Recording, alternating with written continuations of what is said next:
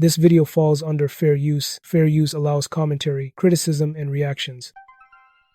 What's up? Back with another one. So today I'm going to show you this clip of Bun B speaking on the Cash Money and No Limit rap battle. Check this clip out.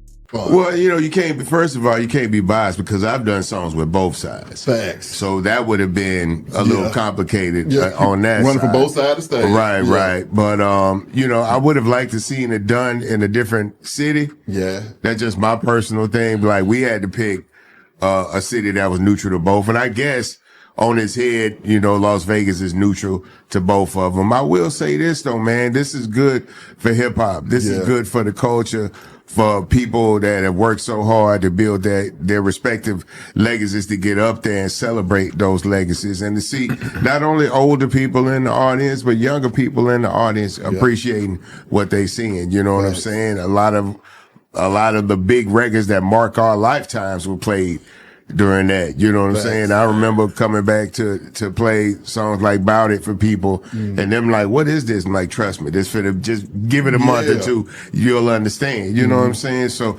I'm happy for Cash Money to celebrate their legacy. I've been there with them from the beginning and watched them grow to what they've grown to. I've seen I've been with them since the beginning, watched them grow to what they've grown to, watched them go on Verzuz, get that check, you know what I'm saying? It probably was a little bit more than a regular check because they did it at Complex Con. So I know Complex Con had to kick in for that thing, you know what I'm saying? And now all those catalogs are reinvigorated. People are now listening to Cash Money again. People are listening to No Limit again. I'll be honest, for certain people in certain places, they never stop listening to that music, you know what I'm saying? But I would love to see more Southern acts be celebrated like that, you know what I'm saying? Y'all go do a Miami version. Come on now. You know? Come on. We used to be 5 deep in the Magnum. I'm gonna keep it solid. The early days that he talking about, man, I used to fly down to New Orleans, man. It would be Baby, it'd be Slim, it'd be Manny, it'd be me, and it'd be BG. And we would be 5 deep in Manny's Magnum, driving around New Orleans. We would get up, we would go to Peaches. Shout out to Peach.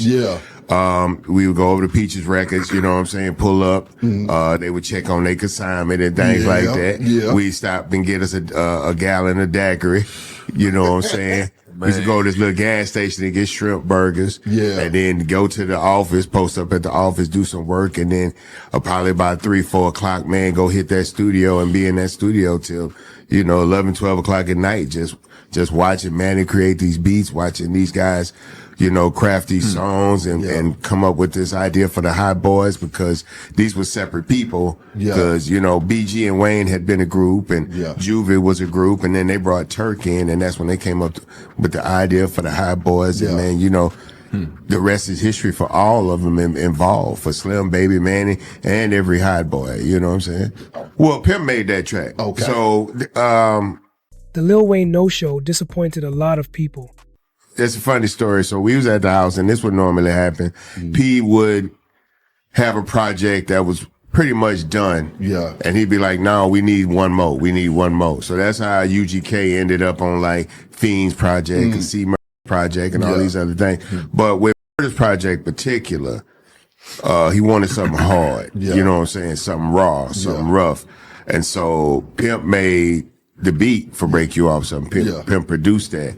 And we laid the verses at the house, and then P left with it, and then he put C on it, and then Pimp cut the machine off. Like, he made the beat on the ASR, we rapped to it, and then when P left with it, he cut the machine off. And as soon as he cut the machine off, he realized he had never saved it. And so there is and he realized he didn't make an instrumental or a cappella. So you can do it now with AI. You can pull the vocals out and all that type of stuff. But no, it was like, as soon as he cut it off, he realized I didn't save it. Not that he needed it anymore, because P had the master for it. But it was just the idea that he would have to reproduce it all over again, which is not a problem, because I watched him do that before. He produced Quit Making the South 3 different times. You know what I'm saying? For 3 different albums before he felt it was the level of hate that he was speaking to was visible for everybody. It wasn't behind the scenes. We were aware they were hating on the South, but the world wasn't. Then he realized, okay, everybody can see it now. And that's when we actually released it. What's up? So what are my thoughts about this? Here's the thing. When Bun B talks about something like the Cash Money and No Limit rap battle, it's not just entertainment, it's education. He's someone who lived through that entire era, saw the moves being made, and understood what each camp represented. Cash Money had that youthful flash, those catchy hooks, and a sound that dominated radio. No Limit, on the other hand, was built on independence, grind, and showing artists that they could control their own business. Bun B's breakdown highlights that both camps changed the game in different but equally important ways. The Lil Wayne no-show might have disappointed some people, but Bun uses that moment to remind fans that the legacy is bigger than any one performance. What matters is how those movements paved the way for the South to take over hip-hop completely. His tone isn't about rivalry, it's about respect and reflection. When you look back, both Cash Money and No Limit showed the world that Southern artists could move units, build brands, and control their destiny without waiting for approval from anyone else. That's the real story behind this whole thing, and Bun B made sure to keep the focus right there. Okay, so drop a comment, smash that like button, and make sure you subscribe for more videos like this, and I'll see you in the next video.